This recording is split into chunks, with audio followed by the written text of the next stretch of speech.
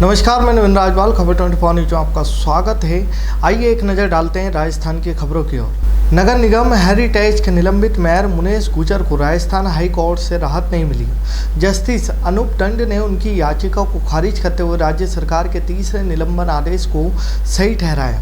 राज्य सरकार ने रिश्वत लेकर पट्टा जारी करने के आरोप में कार्रवाई करते हुए गुर्जर को तीसरी बार निलंबित किया था। गुर्जर ने इसी तीसरे निलंबन को अदालत में चुनौती दी थी। 13 माह के कार्यकाल में उन्होंने तीसरी बार निलंबन का सामना करना पड़ा है। पहले 2 निलंबन मामलों में उन्होंने हाई कोर्ट से राहत मिल चुकी थी, लेकिन इस बार हाई कोर्ट ने सरकार की कार्रवाई को उचित मानते हुए याचिका खारिज कर दी। यह निलंबन उन आरोपों से जुड़ा है जिसमें नगर निगम कर्मचारियों ने भी बयान दर्ज कराए हैं और प्राथमिक जांच में गंभीर अनियमितताएं पाई गई थी। राजस्थान में मानसून आए लगभग महीने भर से ज़्यादा हो गए। शुरुआत में यह लोगों की भीषण गर्मी से राहत दे रहा था, लेकिन अब इसे जल तांडव का रूप ले लिया है। जहां भी देखो पानी पानी नजर आने लगा है। ऐसा लगने लगा है जैसे राजस्थान थम सा गया हो। प्रतापगढ़, पाली, कोटा, चित्तौड़गढ़, जोधपुर, नागौर, अजमेर जैसे जिले में बाढ़ जैसे हालात का सामना करना पड़ रहा है। आलम यह है कि लगातार हो रही बारिश के कारण प्रतापगढ़ में वन विभाग का छज्जा गिरा है, जिसमें 3 बच्चों की जिंदगियां दफन हो गई। अलवर पुलिस ने एक बड़ी कार्रवाई करते हुए एक गिरोह का पर्दाफाश किया है, जो एक वेबसाइट के माध्यम से करोड़ों रुपए का ऑनलाइन सट्टा खिला रहा था।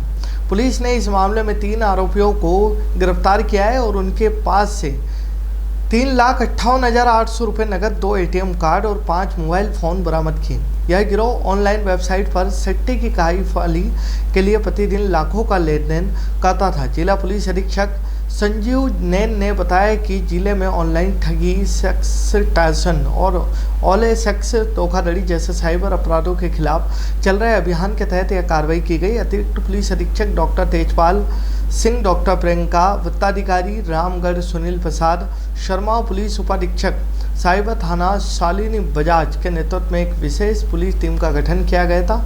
इस टीम ने साइबर फ्रॉड से प्रभावित गांव में दबिश देकर इन आरोपियों को पकड़ा है। कोटा, राजस्थान के करौली शहर में उस समय शौक की लहर दौड़ गई जब सगाई समारोह से लौट रहे एक ही परिवार के 3 सदस्यों, 2 सगे भाई और उनकी मां के शव सीतापाड़ी मोहल्ले स्थित उनके निवास पर पहुंचे।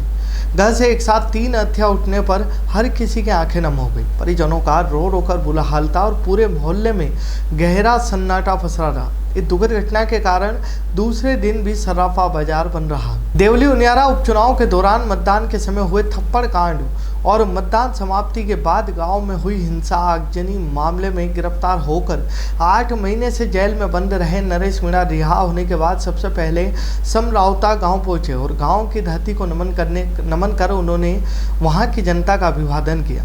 टोंक से समरावता तक सड़कों पर उनके समर्थकों की भारी भीड़ देखने को मिली, जो उनकी एक झलक पाने को बेताब थी।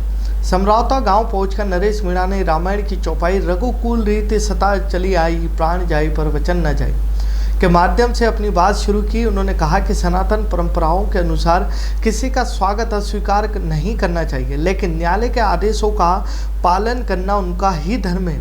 इसलिए वे फिलहाल ज़्यादा कुछ नहीं कहेंगे और आगे भी न्यायालय की मर्यादा बनाए रखें। बाड़मेर के हरनासी गांव में गुरुवार देर रात एक दिल दहलाने वाली घटना ने पूरे इलाके को हिलाकर रख दिया। 37 वर्षीय मोइम खान ने पत्नी रहमू 34 वर्ष की तलवार से गला काटकर निर्मम हत्या कर दी। आधी रात में करीब 3 बजे आरोपी ने जब इस घटना को अंजाम दिया तो घर के सदस्य सो रहे थे। हत्या के बाद मोइम जोधपुर भागने की कोशिश में था, लेकिन पुलिस ने उसे शिव के पास बस से उतार कर हिरासत में ले लिया। पुलिस के मुताबिक मोइम खान माता पिता और 3 बच्चों के साथ कुमारों की धाड़ी हरसाणी गांव में रहता था। गुरुवार रात को उसके माता पिता घर के बाहर सो रहे थे और मोइम और रहमू कमरे में अकेले थे।